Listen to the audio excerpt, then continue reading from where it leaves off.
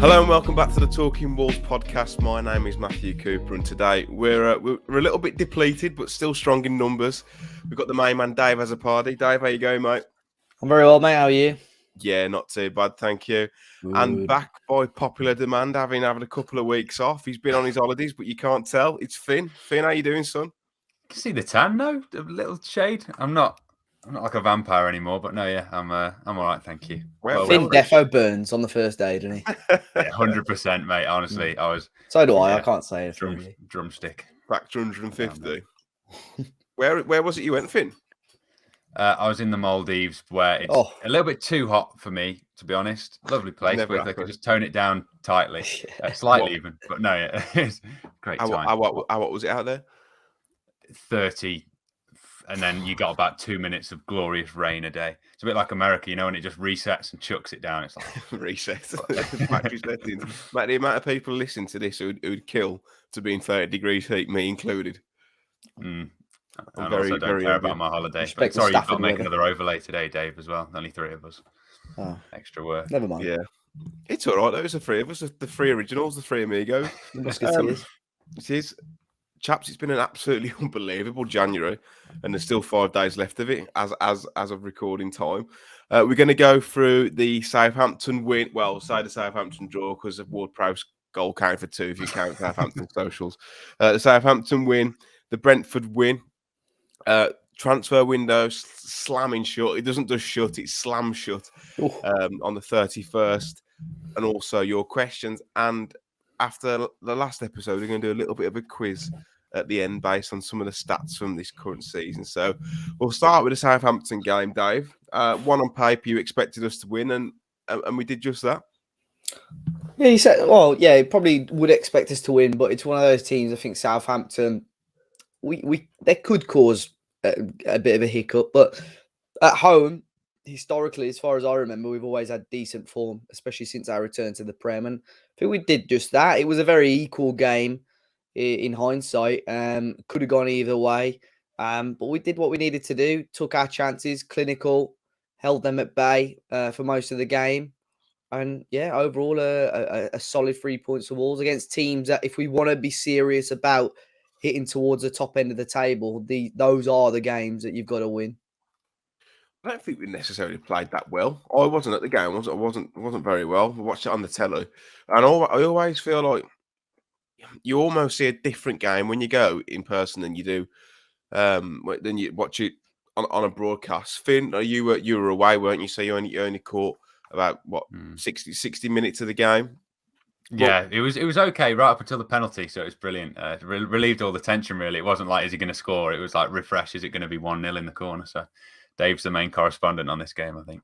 Yeah. No, I still saw the game, mate. But from a sun lounger, it was a blanket on the sofa. You know what? With the stream thing, when we were in the Europa League against Sevilla, I was in Turkey during that game, and my stream went down as we won the pen, and refreshed as Jimenez was taking it, or it went down before we'd even won it. And refreshed, and Jimenez was on the spot. I was like, "Oh my god!" And then I just had a weird feeling he was going to miss. But that was an atrocious game anyway. So I don't know. It's always I think it's always worse when you're abroad watching the games. I prefer it. I prefer obviously being there. So I think I've only ever watched a couple of games abroad. One was the Palace game when Jota scored in the last minute, and the other one was Adama's winner at West Ham in the first season, and that was in Portugal. I nearly threw myself off the balcony because you just couldn't quite. But we always seem to lose when I'm away. It hit the fucking target. Never mind, scored. When I was away, we stay away though. We've won every game that I've been away for, and Jimenez has scored in every single one, which is good for business. We lost to Cardiff under Nuno right at the start of the season when I was away. They did the job on us then, didn't they? Yeah, that's when Mendes Liang scored. But I hate missing Molineux games. I do hate it. Really frustrates me. But I was thinking earlier, because I'm a bit of a sad case. We digress a little bit, but that we've been to Brentford away, and I didn't go to Southampton game. I'm almost like itching to get back in Molineux, and I've not felt like this for a while. And we are fickle as fans, but I don't know. I've just got a really good feeling about being back at Molineux. Next game will be Norwich, won't it? But I don't know. I've just got a good feeling. But Dave, that performance against Southampton, if I remember correctly, and it does seem a long time ago, even though it was only 11 days ago. Refereeing performance in the first half. I think he had a bit of a stinker. I know the penalty as well, which for some reason had to go to VAR, and it was clear as day. Was it a new guy? Was it a new ref again? Salisbury, was it not? They kept saying it in I had a Portuguese commentary, and it was like, Salisbury.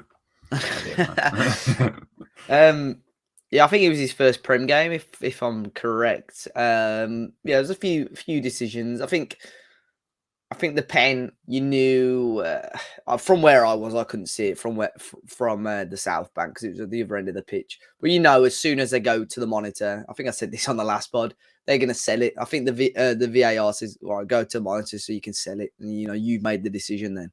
And when 9 times out of 10, when Jimenez has got the ball on the spot, he's going to put it in the back of the net. I think the goalkeeping for the pen was ridiculous though, because Forster had dived before Jimenez had even kicked the ball. But yeah, that was good. Great right on half time. That was good for us because Southampton had us on the back foot first 10-15 minutes, I thought. Yeah. But overall, we kept Broha really quiet, which was good. Yeah, I mean, Southampton played well, and I don't think we were particularly at the races for most of the game, but we were clinical when it mattered. Whereas I don't think they were. They had a handful of chances, and Jose Sarr kept them at bay as he has done all season. But going that VAR decision, mate, I remember watching it live, and I saw him get absolutely crocked pretty much off the ball, and I jumped up and screamed, "What, penalty? Surely that is a penalty." And then they were checking it. I was like, why are they taking so long to check that? He's got absolutely nowhere near the one angle made it look like he touched the ball first. But it didn't spin, did it? Because I remember I said to you, I've just watched the YouTube video and it looked like he got the ball. But then I watched it again. This defender kicks the floor, doesn't he, rather than the ball? Yeah. And I think that's possibly why it took so long. But yeah, it's a Stonewall pen. Any more Stonewall, you got planning permission there, I'll tell you. Loves it. He loves it. Finn. Jimenez converting from the penalty. Not the first time he's heard that. When it was a dollar signs rolling in your eyes. Well, yeah, I completely missed it. As I said, I just saw the 1-0 come up. But yeah, I missed the West Ham game as well. That's the last time he scored. I've been back for a few months and he decided to score again. So I need to stay away if Jimenez is going to hit 10 this season, I think. But from what I saw of a replay afterwards, yeah, great pen. But I think the one goalkeeper, literally, it's funny that we've mentioned it already. Sevilla, the one time someone didn't move on a Jimenez penalty and he missed it. It seems like everyone seems to fall for his technique. It's similar to like Jorginho's where you wait, and I know he does it in a weirder way, but that sort of technique, I don't know why they don't do it. But yeah, Forster, all 6'8" of him or whatever, was already one side, just like the other, bang. Easy. I think the Sevilla penalty though, like it was.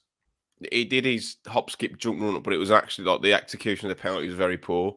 And I think keepers have almost got to make a decision whether they're going to go left or right.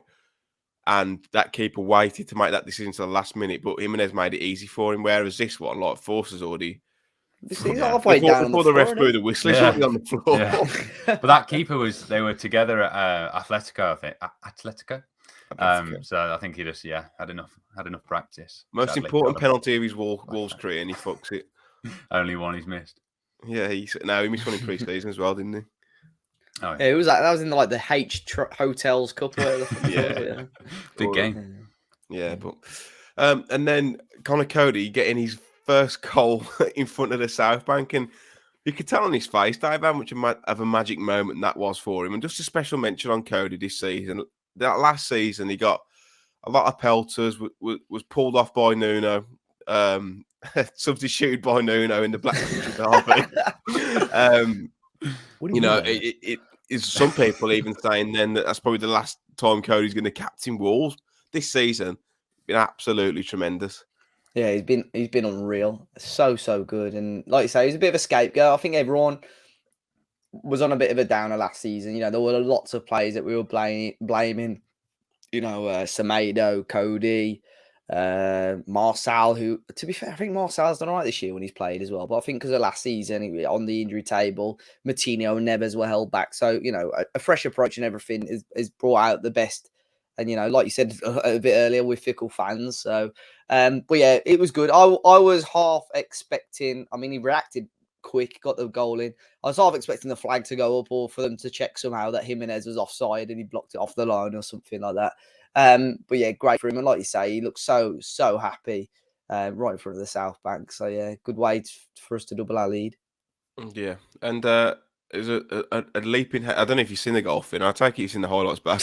Yeah, that one. I started to vloggerbox it, it never went out, but yeah, I literally it froze as it hit Kilman's head, and I've got 8 Nori in my FPL team, so I thought, oh, there's another assist, easy, and then I didn't realise that it was actually Cody put it in on the line because Kilman's missed again. Is there a reason why it does that? Because it always happens on streams when I watch it. It's almost like a passage of play where there's a goal, and it's like. Do you reckon it's so many people are flooding to it or something maybe, and it I freaks don't out? I don't know what it is, but that always seems to happen for me. But Forster was got caught in no man's land for that as well. I mean, if it wasn't, I say you can't really help the penalty. It's a penalty, but I thought he was poor at that. But Kilman getting off the floor and leaping well, I almost wanted Kilman to get that goal.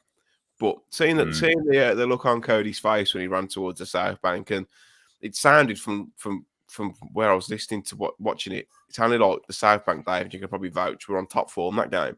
Back to kind of it was good.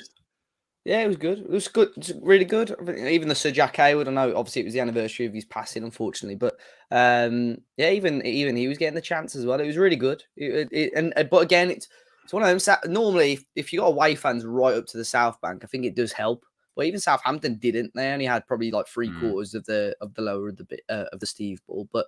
Yeah, great. And I think that's what happens when you start getting results and start getting wins. This is what happens. The Brentford atmosphere, I thought, was quite good as well. Yeah, we've always said that if you give fans of something to shout about, then they will. Yeah. But Finn, talk to me about a surprise inclusion in that starting 11. Of course, yeah. We were all thinking, is it going to be Sanderson? Is it going to be Dendoncker? Is Ruddy going to have a go? And he ended up playing Toti Gomez. What were your thoughts on his debut? Do you think he looked assured? I did, yeah. And I mean, everyone said, "Oh, who is he?" The only reason I knew who he was, because a lot of people go, "Oh, yeah, I knew who he was." Like with every signing that we make, really. I've done a Grasshoppers Football Manager save. Dave will be proud of me. So he's been my guy throughout because he's quite good for that level. On loan from Wolves, Campana had him bagging as well. So Dave's shirt might have gone up in value in my fake world. But no, yeah, it didn't really put a foot wrong. There was one, I think, where there was a bouncing ball and just him left to clear it and he nearly messed it up. But no, yeah, if you were like, if that was the first Wolves match you were watching, you wouldn't think, oh, that's a debut there, would you? And that's the biggest compliment you can give him, apart from when everyone went and hugged him as if he'd scored a hat-trick at the end. Bless him. But no, yeah, good debut, solid, and left-footed defenders. We've got them coming out of our ears, haven't we? So it's yeah, it was almost like a competition winner at the end, wasn't it? Yeah. Dave, what were your thoughts on Toti or Totti? I thought it was a good performance. I think he played it very safe, though. There were times where I just thought, oh, he's a bit awkward on the ball here, but did what he needed to. No major mistakes. So I think it was just a typical, maybe young player's performance. Just make sure I do the basics right, and then that's enough, really. Unfortunately, he didn't get put under too much pressure or trouble in that game. So yeah, solid debut overall. Yeah, it was a very conservative performance from him, but I think that's all that was needed, mate. Just do the basics, and then if anything else is a bonus.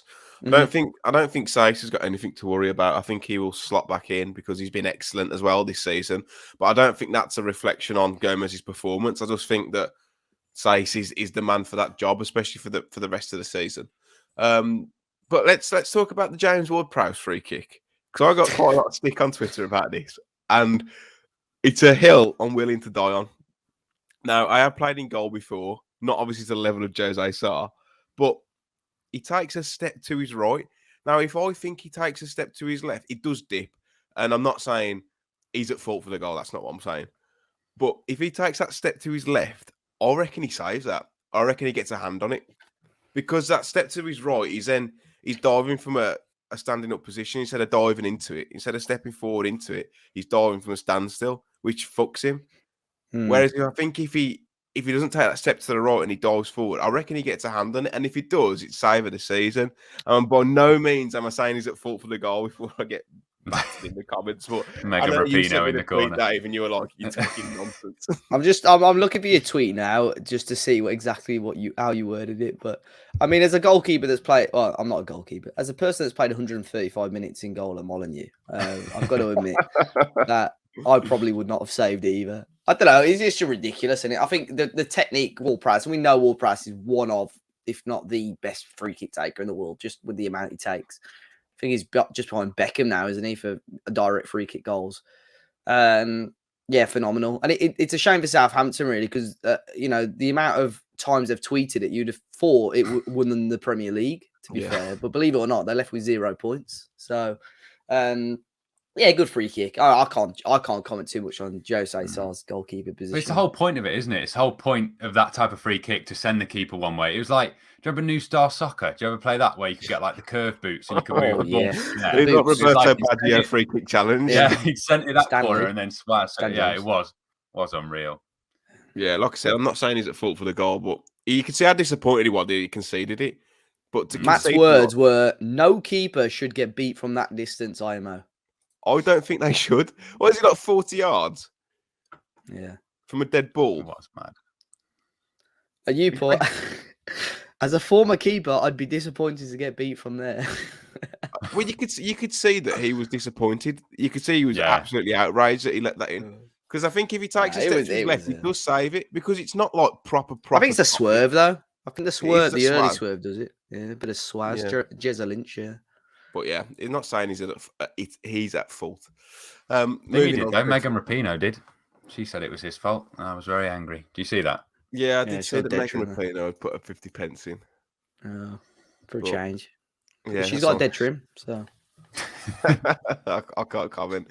And then to conclude a ruckus game at Molineux, Adama Traore got himself on the score sheet, but missed an absolute sitter just moments before, Dave. So Adama Traore summed up in about 2 minutes. Yeah, and again, third time we mentioned it, fickle Wolves fans. That chance, I think Fabio did so well when he came on, created two good opportunities. And that one in particular, ball across. Adama's got his back to goal, if I remember rightly. And instead of just letting it run, Pudence's running in. I think it's 3-1 there and then. Adama on the turn, shoots and fires it over. And then through the whole of the South Bank. So, right, let's sell him. It's time for him to go. Sell him up. And then literally 30 seconds later, he goes for a goal and slots it in. And we're like, we've got to keep him. After that game, I was like, yes. Twitter was like the whole time. I was like, get rid of him. He's shit. And he goal. It's like, knew he'd come good. Now, to be fair, after that game, I was sort of still in the camp and let's just get rid of him whilst we can. But after the Brentford game, I know it was disallowed, which we'll talk about. But after that, I thought, actually, he's got 2 and 2. He's falling back in love. Let's get him back in. Well, yeah, great finish, composed finish. The first time we've seen that little bit of composure from Adama this season. Lovely goal. And Bruno, I know it's sort of not going to happen every game where we're going to be sort of 2-0 or 2-1 up going into the last few minutes of the game. But the timing of the subs, I think, in the last 2 games for Adama has been almost perfect. You've caught teams when they've got to play a high line and pressing high. I don't know what they were doing for that goal, Southampton. They were like shaking hands or something in the middle, or tiny shoelaces. I don't know what was going on. And then he just goes for a goal. And Adama, it was slow for Adama. I was like, quick, actually run Adama because he slowed down. But yeah, the composure was brilliant. Good seeing him get a goal. That Salisu meant to be a really good player, isn't he? He played well at the weekend, just gone. Yeah. But then with the Adama one, I don't know if it's because Adama's like rapid, but it's just like, perhaps he just thought, let him have a shot. He's not going to score. Yeah. He just took it past him. And left foot as well, isn't it? He showed him onto his left, to be fair. Yeah, he did show him onto his left foot. Don't matter. He can score with his left foot. He can score with his right foot. He can score when he plays the Albion. Probably the best poacher in world football. But a really, really good win. And we're almost on a bit of a high going into the Brentford game. And really confident going into this. When we got to the ground, Dave and I was like, I don't fancy this today. I've just got a really, really bad feeling. And that feeling kind of stayed with me until about the 30th minute, until the drone got involved. And after the drone, Dave, it was a different game altogether. Yeah, I mean, we got there. Me and Matt did the official coach. And thinking, like with the official coach, you expect there to get there like half an hour before the game. Flipping, we were there 2 hours before the match. Like more than that.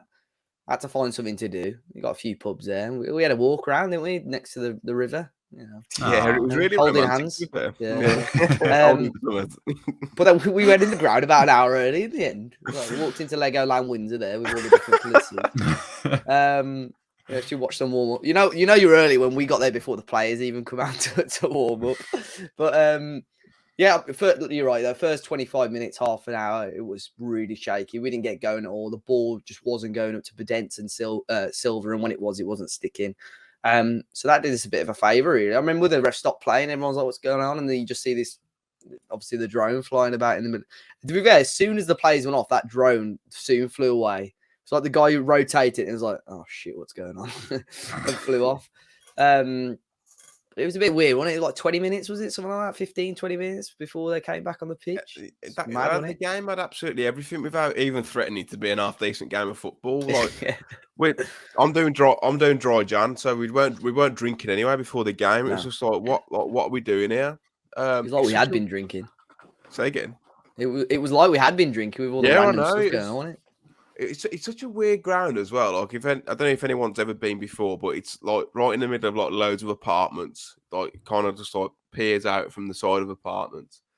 Really compact. It's odd. It feels like a European ground. I'm glad I got the opportunity to go though and tick it off the list. But one thing I noticed that they do is the PA system is probably the loudest PA system I've ever been exposed to. But it blasts out "Hey Jude" so loudly, like, you know, when wolves come out the tunnel, it's like werewolves. Like, no one could get it going because no one could hear the cell think. I don't know if they do that on purpose, but it's such a weird atmosphere. It's like they're one of those clubs that's like a nice club that never going to really cause any trouble, or there's never really going to be any bother, which there was in the home section. It was just odd. I mean, like, we were there for a while, Dave, and all we could say was like, fucking hell, so is that plane coming over there? It's right next to me. Yeah, the plane was going mad. Yeah, it was mad, that was. Yeah, but anyway, let's to the stadium. Finn, what were your thoughts on the first half post drone? Yeah, I probably got a different perspective because I could sort of see what was going on with all that, and then like the referee as well. After he had all that time to make sure his equipment was working, and that was a delay as well. I could see that going on in the tunnel because obviously Wolves media team only gave Talking Wolves 2 tickets, so I said you two could have them for that one in the raffle. But no, yeah, it was. I can't remember, but the head clash was before the drone, wasn't it? That was pre-drone. That was a stoppage. It was a nasty head clash. Yeah, that was horrible, and we had like 3 of them in as well. But obviously, I had to stop it. Oh yeah, you could see on the slow mo as well. They played as well, both their noses. But after did we score in the first? I can't even remember when we got the first. It was second half when it was 0-0 half time. Second half, yeah. Yeah, well, it did feel like it got better. We were sort of the first 20 minutes, especially. It felt sort of reminiscent of the first game at Molineux, and then it seemed like ever since that first Brentford game, to be fair, we've tried to sort of implement those sort of shithousey tactics, and I think in the second half we remembered again, and it was so satisfying. Like I was saying to my dad, we sat watching it, there wasn't any other way I wanted to win that game. You wanted to do it exactly like that, in that sort of the theme of both these games, and both managers have come out and said we didn't deserve to win that or whatever, or the better team didn't win or whatever. And all that. It just felt very, very satisfying. Not the best performance, and I'm glad we got one over on them because they're a decent side. You can see they're lacking sort of technically, aren't they? They've really changed since the Championship, as in they were passy, nice, and now it's get it in the box. So yeah, very satisfying all round, and we slowly became more Brentford, and it seemed to wind them up throughout the 90 minutes or 150 minutes. Yeah, Thomas Frank's a helmet, isn't he? Like, he's absolutely insufferable. I wanted to say that, yeah, but I was being peaceful.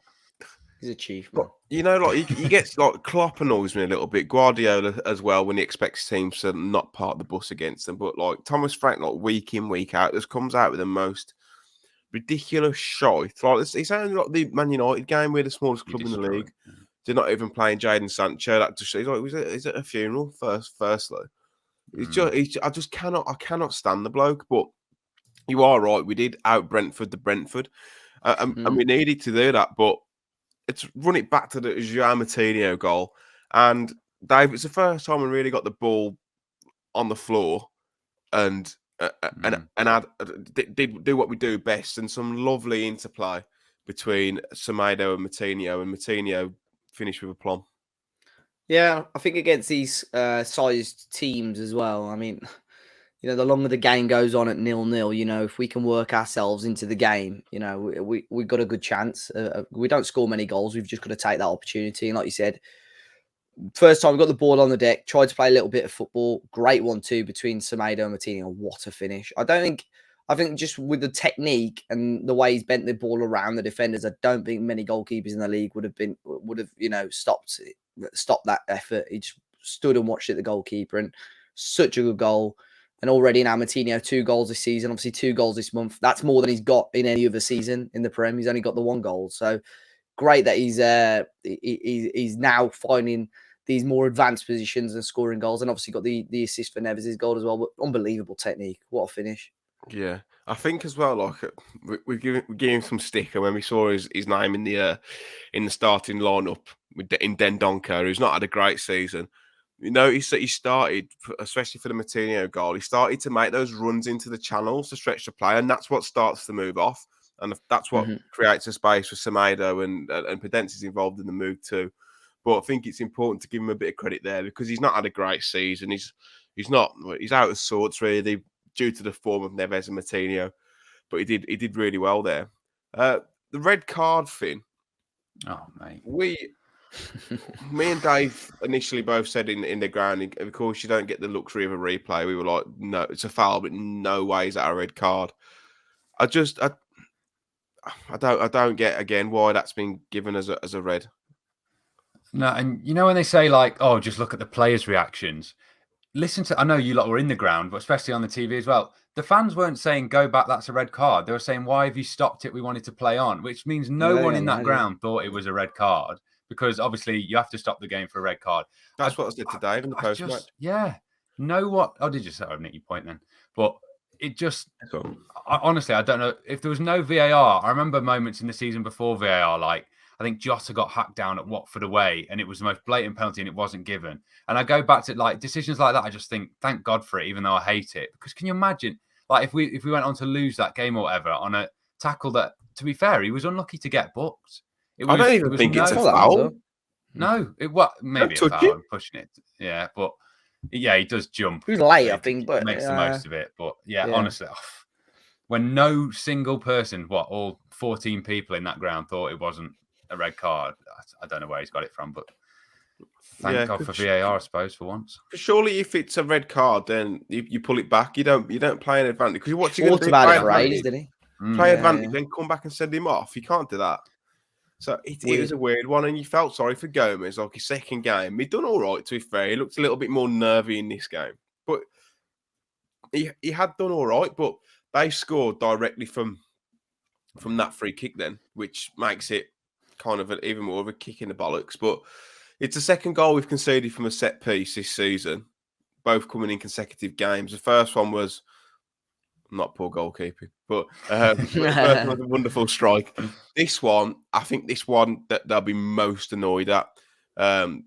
I don't think it's acceptable defending personally. I don't know what you two both think of it, but just to let us see a ball float over your head. I know Brentford have got blockers there for it, but you've got to switch on to that a bit more. Do you not think, Dave?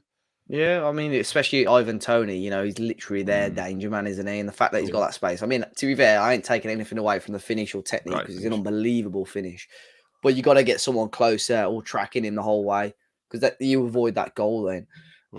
But yeah, great strike, to be fair to Toney. But like you said, it definitely avoidable. I don't think they would have been happy with that.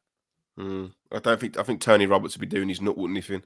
Yeah, but there was a goal this season that was disallowed for the block. I'm not saying it should have been, but like that same sort of blocking thing. I can't remember who it was. It wasn't a Wolves game, but I thought maybe we might have had a case there, but that was the heat of the moment. Yeah, it was clever from them. There was a lot of routines, even with throw-ins, that we dealt quite well with, where they were getting creative. So on commentary, by the way, you lot would have missed it. They were sort of pushing Sarr on the front post every time. Yeah. I can't remember who it was on commentary. I think it was Tony Cotty went, oh, the goalkeeper's got to step back. Why doesn't he step back, go to the back post? It was like basically saying, why don't they give him the whole of the front of the goal just to have a free goal? But no, we dealt with them all quite well. That was just the one that I suppose in the situation as well of like the red card, and then they might not have been thinking straight. But yeah, to leave, of all people, Ivan Toney at the back post, yeah, guaranteed goal. But great finish. Great finish. But pretty much an instant, well, not instant, it was like 6 or 7 minutes later, Ruben Neves scoring from outside the box, doing what he does. Great finish, but we say great finish. Me and Dave both said, keeper's got to do better there. We're very harsh on the Talking Wolves podcast on keepers. I mean, Matt. Yeah, like I said, Matt played goalkeeper to academy level. I've played very badly at Molineux for 130 minutes as a goalkeeper. I look like I should be one, but I'm just yeah. Yeah. Again, if a second time we actually got the ball on the floor and knocked it about. One of the best things about that move, I think, Dendoncker on the right hand side, wasn't it? Yeah. Who actually was it Dendoncker who whipped the ball in? No, it was the Semedo who. Was Donker the first one? That was for the first one. The second one was when made the one to the puts a ball through for Semedo, and like no one else in the world would have got on that ball, but it just slowed down before the ball line. Semedo was great, by the way, running at their defenders. Like he was so good. He seemed the quickest I've seen him ever in a wall shirt. He was rapid the way he was bobbing down that wing. But yeah, I remember now. Yeah, and second time we got the ball on the deck, and it's good technique, good placement by Neves. But yeah, the goalkeeper's got to do way better there. Way better, but I ain't bothered. I'll take that all day, every day. And yeah, it's just weird though because I felt after the goals, it was just like I expected us to come out of the game with something. It was just like it didn't feel like I don't know what it was. I thought it was going to be a tough game, but after the goals, I didn't feel like the normal buzz I would get after scoring goals. Maybe because of the stoppage in the first half, just killed that little bit of atmosphere. Maybe I don't know, but yeah, pointless tangent by me, really. Maybe because you knew you weren't going to get him for Alby City as first anticipated. Yeah, we were both sat there thinking it's going to be past 10 by the time we get him. Got proper old men. To be fair, the coach did bits. To be fair, they got us back in like just under 2.5 hours. They're absolutely flying, and there's a fella on the back of the coach who shouted down and was like, "Watching your match review." Yeah. Get that on the YouTube, lads. But then I heard him play Dazzling Dave, so it was a quick put my. Then we heard the YouTube intro for Express and Start. I thought, what a tart! He's going through all the YouTubers. Like we thought we were special. So he put Harry Mansell on as well. I thought, right, you're getting really desperate now. Yeah, but then the Adama goal that was chalked off, he brought him on with just after Tony had scored, I think, because they were looking to bring him on then, and then he scored, and then they waited a few minutes. But I feel like, and you've said this before, Dave, on this podcast, the substitutions are starting to make more sense and at the right time. Seems a lot more tactically astute and streetwise. Would you agree? Yeah, there had to be, because the first half of the season, how many games were there where you just looked at the game and thought it could have been so different if the subs were different or made earlier? Yeah. Maybe we've been in that sort of luxury of a position where the last couple of games in particular, we've had a solid 2-goal or 1-goal lead. And we've been winning these games. But to be able to bring on at the moment the likes of Adama up front, last man, when your opposition's got to push for the winner, you're laughing. But yeah, I think Adama did exactly what he needed to do. A Rizzler paper of being offside, absolute bollocks that was. I couldn't believe it when it got given, because I was just like, get in, let's keep him, give him a new contract, do whatever you want to do. Because again, it's a great finish. Yeah. It's weird these last 2 weeks. Got all this pressure on him and a lot more eyes on him, you would say. And he's put the ball in the back of the net brilliantly twice. And I'm just hoping if he stays, he can do that for the remainder of the season. But yeah, in particular, that sub, having Adama up top, phenomenal. Can't even remember the others now. It does help that Lossell's got wrists made out of poppadoms. He's gash, man. He's gash. It's not a podcast. Brentford are gash. There we Brentford go. are gash. Hey. I'd put that in the title, but the video would probably get taken down or demonetized. So probably. It was a great finish, but one thing I noticed as well, I don't know if you noticed this as well, Finn, or whether you could see it on telly. Brentford were pushing after they scored that goal, and they had a rain of corners, but we kept like 3 or 4 men up on corners we were defending. Pedence come out, Aït-Nouri come out, Silva was on, Traoré was on the centre circle line. What am I on about? But that kind of relieved some pressure, because Brentford then couldn't commit the box. You know, they were trying to crowd out the 6-yard box too, and I felt that really helped. Yeah, it's probably the most satisfying change from last season, and it's so tiny. But I just love that we leave people up on corners because the confusion it causes as well. It's like for the defender, it's like, are you going? How many of us need to stay back? It's literally worthless, and I don't think we've got one goal from it this season. But I absolutely love it. And when you've got players as quick as we have, and yeah, as Dave was saying as well on the offside, even watching it on TV and watching the replays, literally we watched the replay and went, oh yeah, it's onside. I'm convinced because the VAR like, you know, it gives you the quick sort of red offside. Yeah, clearly offside.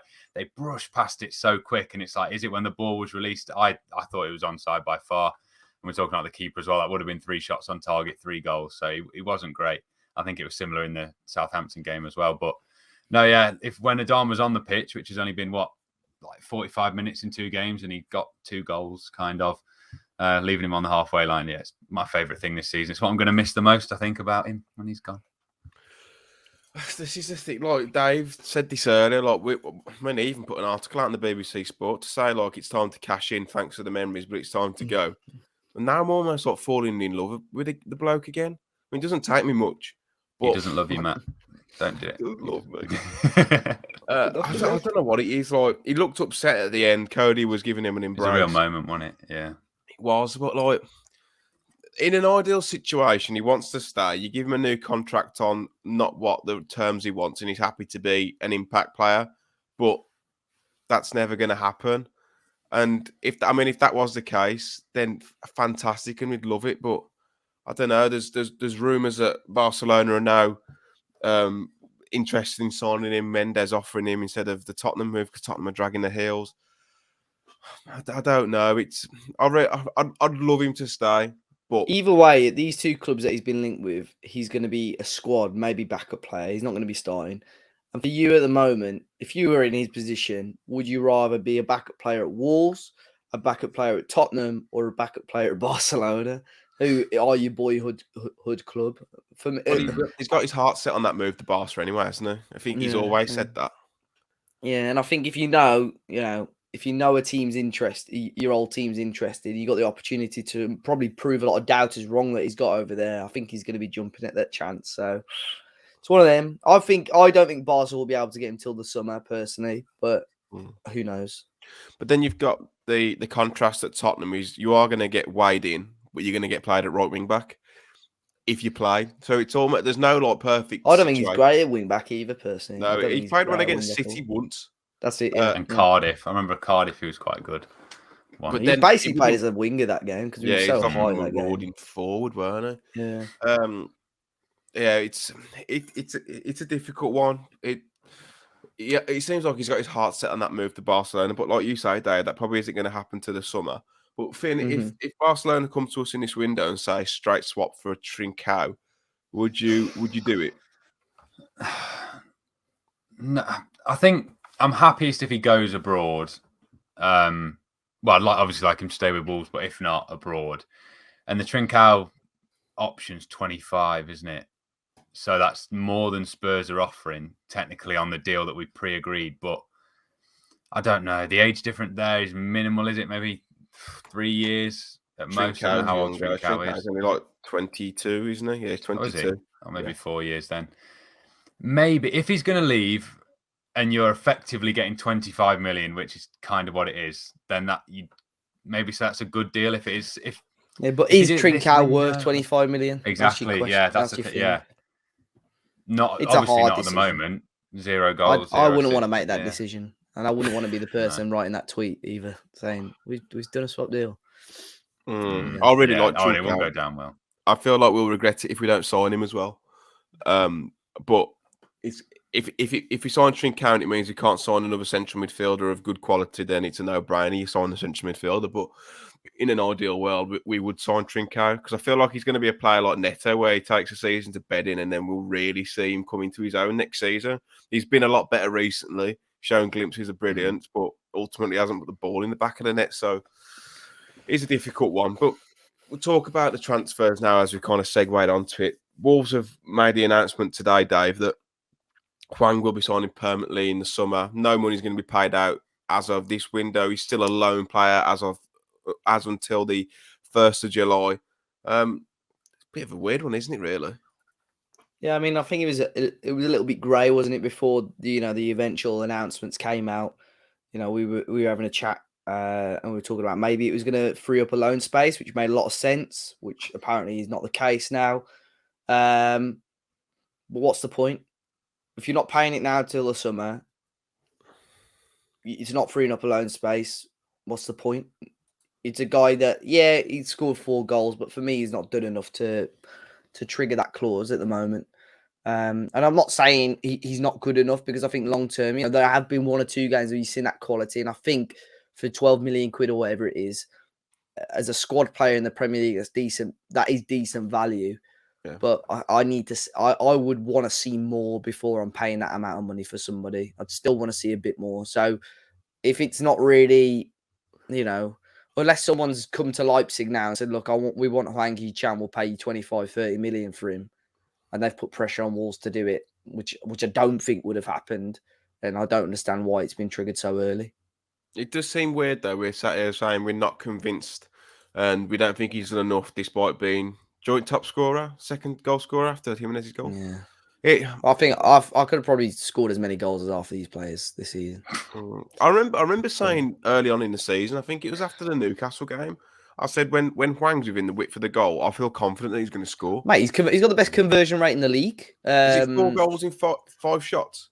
Something like that. He's got the best conversion rate of non-penalty goals. I think he's got the best shot to goal ratio or something like that. He just seems to have fell off like really, really quickly though. And Finn, would you agree with Dave's kind of thoughts that he hasn't quite done enough to warrant us confirming the deal yet? Yeah, as you say, there was that drop off. I think 2 of those goals were pretty much tap-ins, especially the Watford one. It wasn't even really a tap-in, it just hit him. But that Newcastle game, I think there and then I'd have slapped the money on the table. And then ever since then, it's been a gradual decline. There is something there. And obviously, I think Wolves, you can see with even like a lot of Chinese signings we've made before, and then Kawabe this window, if there's a new Asian talent coming through, I think we want to find it.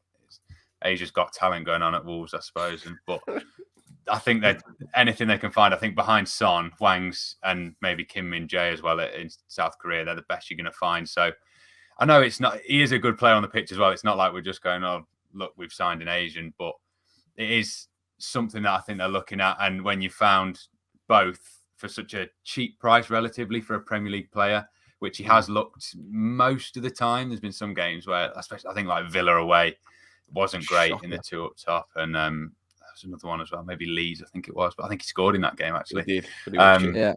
Yeah. I don't see, as Dave said, I don't see why.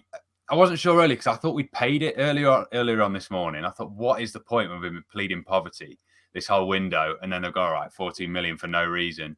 So it's made a little bit more sense that we haven't. Sorry, 12 million. Yeah, it's like 40 million euros or something. I mean, the fee changes every article you read, to be fair. So.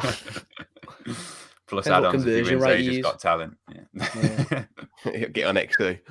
Yeah, you're right about like Korean and Asian players. Though it does look like they're trying to penetrate that market and try and unearth a gem. Having previously worked at Spurs, I know like how many fans they get from Korea just for Son. They're not asked about Spurs. Some at Brentford, weren't there? Yeah, and we were like, who's Korean that plays for Brentford? Yeah. So I don't know if they'd gone to watch like a Spurs game or something and come to Brentford lost the day before, or expected to see Hwang on the pitch. It's mental how many like inquiries you used to get from like Korean fans wanting tickets just to see him, which is probably the direction that we're going with in terms of tourist fans. But we have, we've had a history of signing players like Dong De-hee and other Asian players, like saying to Dave, like, we're going to end up with a back 5 of BTS if we don't carry on. We like K-pop or J-pop. No, we've got Europe covered. We've got South America covered. We've got Asia. North America, North America. We looked at that Pepe, didn't we? Or whatever, apparently. South America, we probably ain't covered, have we yet? Brazilian, Marcel? Campana. Don't really count, does it? Campana. Yeah, we tried. Africa, we got 1 or 2, but I think Africa's the next. Could be the next big hotspot. What do you think? I think a potential move for a Malayan player. probably something that I'd new Adika. I'd like to bring back Saka. But it is a strange one. We were we were having a little bit of a debate earlier in our group chat with Dave and Finn that okay, they've done this now. It means they've freed up a space for the loan spot. We're going to bring in Paina, Renaissance. Messi's not having a great season. We've just done that to say the names. Get the checkbook out, and then we find out that it's not happening until the summer. So it doesn't really make sense unless it's just to make the player feel a little bit more settled, to say, look, we are going to sign you. But surely that could have been a conversation behind closed doors and said, look, I know what's going to happen. So it gets to deadline day. Adama's already gone. Yeah. You're thinking, we need one more. Spears thinks we're going to sign one more. Liam Keane, 5 minutes later, tweets that as well. Then you've got Wolves. Don't go to bed yet. And then 10 minutes later on the deadline, we're delighted to confirm the loan signing of Hamza Chowdhury from Leicester City. And there's your centre mid, and we're sorted. I don't mind Chowdhury. I don't think he's a player. I do. He's gash. We're not signing him. He looks like a virtual pro. Imagine the uproar though. That Adama goes and they don't use the money. You want to centre mid, all right? Here's Hamza Chowdhury. There you go. No, but like he's got a with the Pena signing though, all rumours. We've been flirting with him for years. We could have had him for 12 million a couple of years ago. Now they want upwards of 30 million. He wants to move. Sporting need to sell. I think it will be a loan with an option on it. I think it could be Palinha or Renaissance. Do you reckon we are the club that he was talking about? Sanchez. No. Renata, yeah. No. He couldn't give a fuck about Wolves. I think any Portuguese player, bar Bruno, Bernardo, and Cristiano, would join Wolves. Really? Yeah. Who else? Jacques Cancelo. Oh shit! Ruben I mean, Diaz, Cancelo, Diaz, Felix. Right, ignore them six.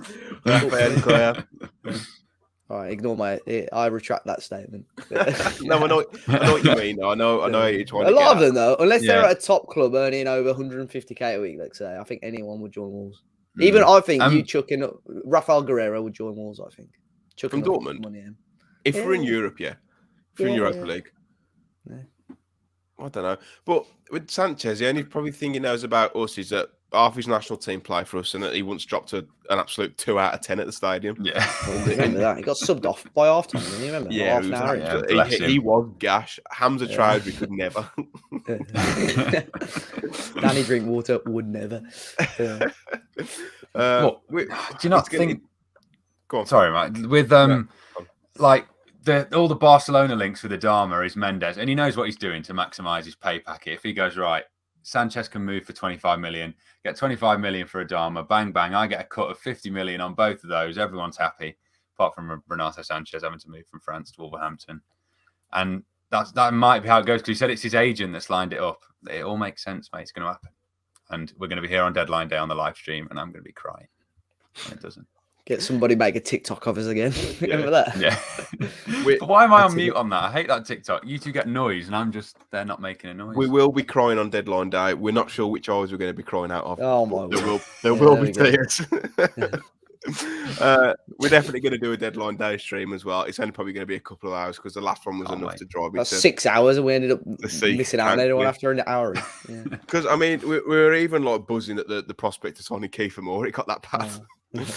Who's found out he's going to Bournemouth this week, which has broke my heart a little bit because Fosun out.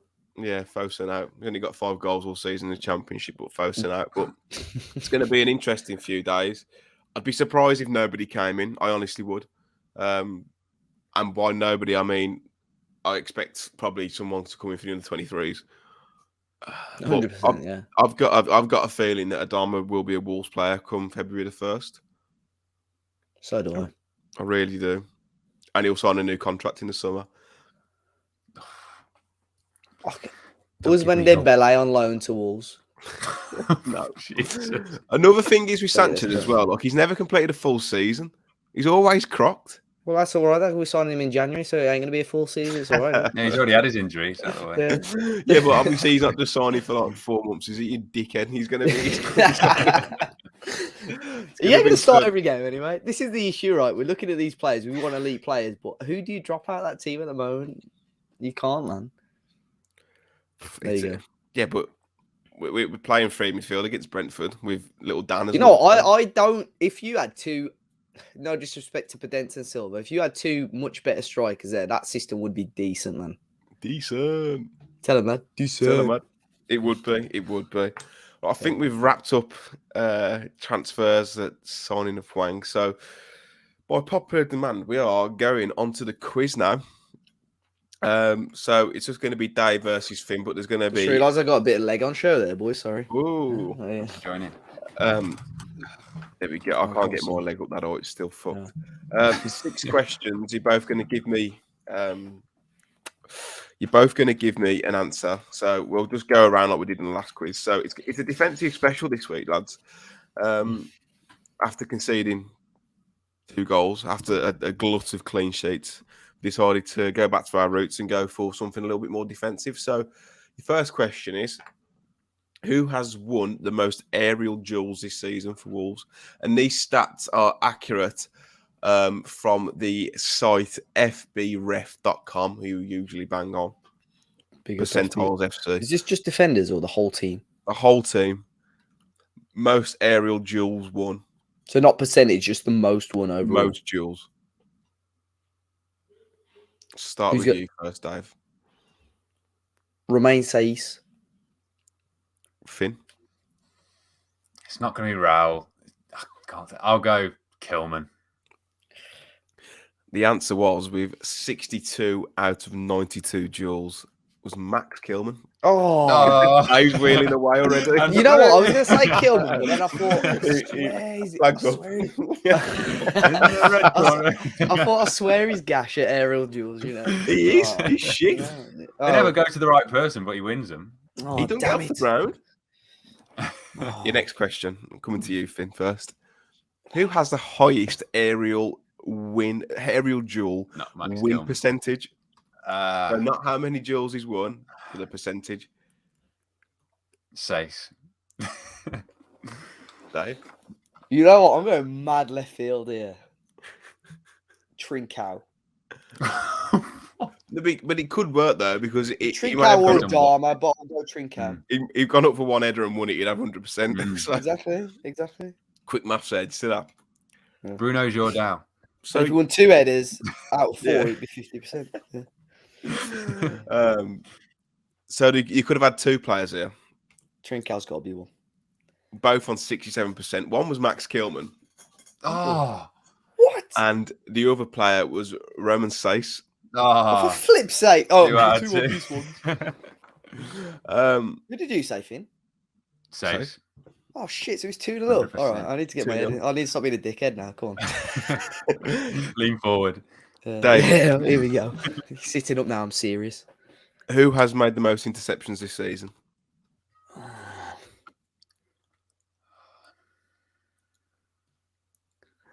Jean Moutinho.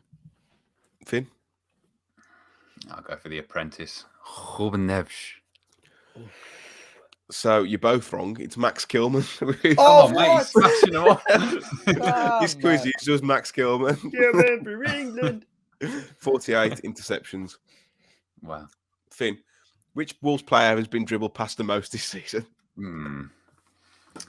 Last season it was... Oh, no, Semedo was the least, wasn't it? There was a stat about Semedo and dribbles, but I can't remember whether it was most or least. I think it was least. I can't... So I'm not going to go him. I'm going to go... Moutinho. Just because he's old. I was going to say the same. I'm going to match it. Sorry, Finn. No, That's fine. defense. I don't mind it. So you're both right. It is João Moutinho with 41 dribbles past. Bless him. He's like, fuck him off. He works hard. He does. So back to Dave for 5 out of 6. 5 questions out of 6, that is. He'd be lucky to get 5 points on the board. Who has made the most tackles for Wolves this season where the team has then regained possession? So, like, we've tackled and kept possession. Yeah? Yes, that's correct. Oh, sorry. Yeah, well, I didn't know it. Like, if you meant the tackles and the other team kept possession, I don't know. Okay. Yeah, but that wouldn't be keeping possession, would it? Shush.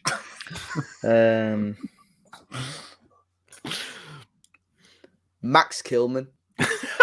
It's a brave shout. See, I know. I could just shithouse this and just match him on every answer and take the win. Take the ball into the corner. Yeah. Yeah, you could do that, Finn, but you won't be on any podcasts in the future. I'm going to say Connor Cody. Really? No, I had a bad show. So who did you say, Dave? Kilman. Say again. You say Kilman? Yeah. So you're both wrong. Oh. With 33 tackles where the team had regained possession. Could it be Semedo or Right Nori in it? It's actually João Moutinho. Oh. So he's heavily involved in play. Final question. Finn's already won. Now this one's worth 5 points, sir. Who has made the most mistakes leading to an opposition shot on goal? Finn. I feel like there's been a few 8 Noris, but he hasn't played every game. And a few of them are in the FA Cup. So,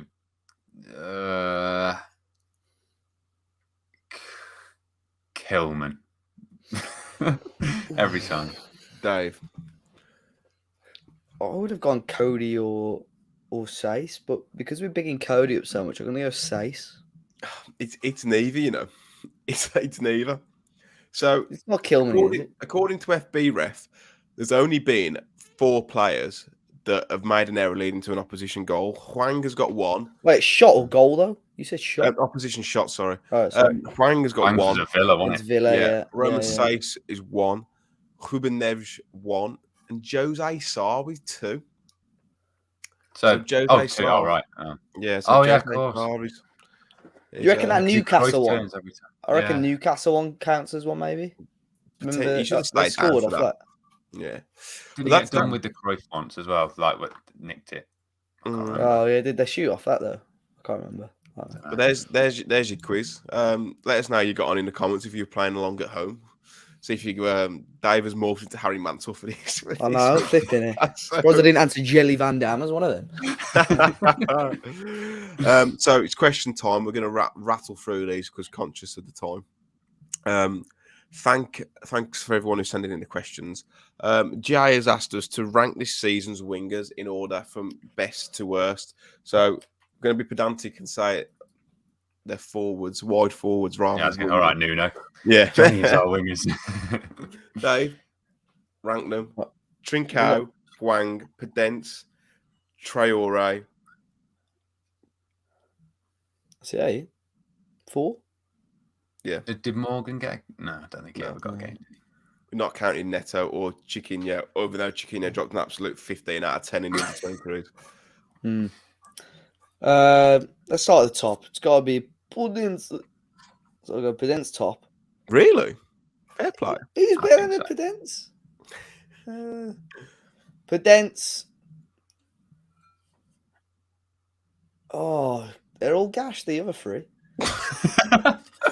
Podence. On goal, Swang smashing any. Podence hasn't scored. Trincao hasn't scored. Adama's got 1. But I agree, Podence top. Adama. Hwang, Trincao. Finn? There's no clear one, is there? They're all on a similar level, but I maybe swap Adama and Hwang just for impact. But I wouldn't argue with Dave. Who gets the most views for me on Hwang YouTube? at the top, yeah, and then Raul's pulled out a few times. Pulled out wide a few times. He hasn't actually. He definitely hasn't pulled that. Yeah. Interesting. James Marnie's asked. Who would you put, Matt? I'm a talking ball. Oh yeah, of course you are. Boris Johnson is host here. I'd say Podence, Traore, Hwang, Trincao. Respect. Same as Dave. James Marnie has asked, the window closes tonight. Bruno has his squad for the second half of the season. What position do you think we finish? Oh. 8th. I'm gonna say 8th. I think I said 9th last time, so I'll say 8th. Same where we are. Yeah, 8th as well. I think I just can't see who's going to drop out that's currently above us. Maybe West Ham, or maybe 7th. No, yeah, 8th with the current squad, I think. Jamie Walters has asked, who finishes top scorer this season, and will it be Dendoncker with 15 goals in all competitions? David, do you think it's going to be top scorer in all comps? Jimenez. Believe it or not. Finn? It's got to be, I think. Yeah, there's no one else I can even think getting near. Unless we sign like Dusan Vlahovic, I think, in January. I think it's going to bid. Yeah. It's pretty much a straight shoot between Hwang and Jimenez, isn't it? Or unless Pedentic's like a rich fan before. If Neto comes back and... Yeah. It's not got far to catch if up. Dharma learns to hit a barn door with a banjo, he might be in a chance, believe it or not, as well. That'll never gonna happen. Yeah. There's some really good questions. Do you see anyone else coming in? Jimenez. Yeah. Flip side. Yeah, one more. Johnny, will he come straight back into the side once he's match fit and ready? No. I think it's a bit of a cliche. I think Johnny will be like a new signing, and as if we would sign like a new player now. I think they'll get minutes, but he's not just going to come back and walk straight into the team. I don't think that's going to happen until next season at the very earliest. Do you think? I mean, on his rank you wing back. There we go. Rank Johnny, Aït-Nouri and Marcel on the best you've seen him play for Wolves. I think in that order you just said. Johnny Aït-Nouri and Marcel. Yeah. What about you, Finn? Yeah, I'd be the same. Semedo's not going to get displaced because it annoys me with Johnny when he can't go forward and it's not his fault because he's right-footed on the left. And he made such a difference last season, but I think we were more desperate for him last season. So unless Aït-Nouri drops a few stinkers in a row, I'd keep him there. I love him. Rob has asked, is it time for everyone to rein in analysing transfers? In my opinion, the club are getting it pretty spot on. Given the next jump is a huge one, are the likes of Gomez the benchmark of what things to come with young players being recruited and making headway into the side, or is that a one-off? So there's kind of two questions in that. Are we over-analysing transfers, and is Gomez the sort of player we're going to be looking at? Probably. I think Totti Gomez is a great example so far of what the Grasshoppers link can do for Wolves. I think, unfortunately for Fosun at the moment, is that there's teams like your Villas who are probably on a similar level to us, spending a lot of money and backing a manager. And I think, unfortunately, a lot of Wolves fans are looking at that and expecting us to do the same. But what people need to realise, like I've already said, is especially in January, you cannot expect us to sign a £30 million player in any position and they're going to walk straight into the team, because then you're displacing Matinho, you're displacing Neves, you're displacing Jimenez, you're displacing one of your centre-halves who've got the second best defensive record in the league. And that's when you start getting an upset squad, morale goes down and stuff. You need to look at the bigger picture overall. And, I'm the same as everyone else. I love a busy transfer window. I love to see us sign new players, but the clubs still do need to be cautious on who they're signing. And that's it. That's the thing at the moment. Seen a couple of shouts for Dele Alli as well, and it's like it just makes absolutely no sense in terms of like people. I wouldn't dislike Ali. Obviously, there is the whole thing. Oh, he might have attitude problems and stuff. But the same thing again. He's going to go from a backup at Spurs to, as mad as it sounds, a backup at Wolves. Yeah. Well, not necessarily backup, but he ain't going to start every game, is he? If he's not motivated at Spurs, he's definitely not going to be motivated at Wolves. Yeah, that's what I mean. Yeah, it'll be a good thing to get into on the live stream, I think, on deadline day. But because I could bang on about this forever. But the sort of like you were saying about Totti Gomez, and is the thing, do we get young players in? It's only going to be a cycle of hurt, really. If we stick with that, we're going to be a Southampton. If we, like it seemed like Jota comes through and goes to a bigger club, and it almost seems like they want to do that. I remember on the Ask Wolves, like Jeff Shee was like, I'm really happy with the Jota move because it gives us a good relationship with Liverpool. And that's the things that worry me. If we've got to sort of, we're taking a young player, let him make all his mistakes with us. And once he finally gets good enough for us to challenge for something, they go. And maybe we haven't got a choice. Maybe that's our place in the pecking order. But it's going to be quite an emotional existence, I think, if they build up to a point and then we watch them score against us. For the the Jota one is always the one that gets earmarked, isn't it? But in terms of like big transfers out, we've not really been stung. Jota's the only one who's gone, and we've felt like And at the time we didn't feel like it, but now we're like, okay, that was a big player moving. There's only really been Doherty from the first team who's a regular who's gone elsewhere, isn't there? Really, Ryan Bennett, who no one's really asked about that. That fit that young Portuguese Patricio. thing. So No. I think we're quite lucky that it did not happen more often, that we haven't seen these players. We are so lucky because when we first signed Ruben Neves, we thought, we'll get promoted, first season in the Premier, we'll be gone. We all thought maybe we're just this shop window. But no, they've all stayed. Even Patricio, I don't think, because of how bad last season was, we weren't that bothered about it. There were some people comparing him and Saab because of the Portugal thing. But how much is it? I think we have to reserve judgment until we've seen this player in a Wolves shirt. Same with Adama.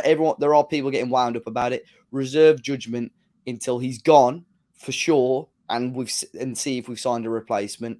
Because Wolves could tweet right now, Adama's gone. Everyone would go ballistic, and then tomorrow morning they announce we signed Renato Sanchez, and everyone's like, "Yes, I love this club. Jeff Shee, what a don." So no, you called him a little chief yesterday. I had to be careful what I said there. You know what I mean? So my arse was going and thinking, oh my god, I'm glad I call him a chief. Yeah. Football fans are reactionary, aren't they? And it is mate, us three are, we're all the same. And I'm not saying we're not, but it's just one of them things, isn't it? Was it when you take a step back and just look at it? Yeah. Amongst things that's not important, football is the most important. Like, this is, people live and die by it. It's like it's their passion, and people do get riled up, but we are fickle. Like you said, and everyone is very, very quick to jump on Twitter, me included, to bash the club when something goes wrong without taking a step back and trying to analyse it. But there is a few days left of the window, and we always say try and reserve judgment, and then if it still hasn't come to fruition or we haven't signed the players that you want, then have a moan. But it is so easy to get caught up on it. But we do have one final question from Joey. Is who has the best dress sense, both on the panel and at the club? I quite like Cody's dress sense. He's a Scouser, isn't he? So he's always in a proper. He's just very neutral, isn't he? Not too out there, but I don't know. I don't really stalk the players' instas or anything. No, I don't really. Barry Douglas used to give it a good go, didn't he? Yeah, he's a bit of a chief. Some of the stuff he wears. Trincao is exactly like one of my mates. Like, very edgy, like pearl necklaces and all that. See, the thing is, I like my designer stuff every now and then, but some of the stuff these people wear, I swear they just wear it just because it's got a brand. Like Fabio's Jordan hoodie was nice the other day. Liked his little basketball hoodie. That was a nice one.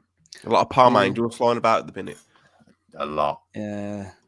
Because there's even like programs now, isn't there? Like I don't know what he's called, like the drip dealer or something, where you've got like this lad who gets all like loads of like boat arms for like Jack Grealish and Emil Smith Rowe. Like, he'll get it and he'll get it out of the box. I'm thinking, oh my fucking god, you're paying like $3,000 for that, and it looks like it's from my best cut market.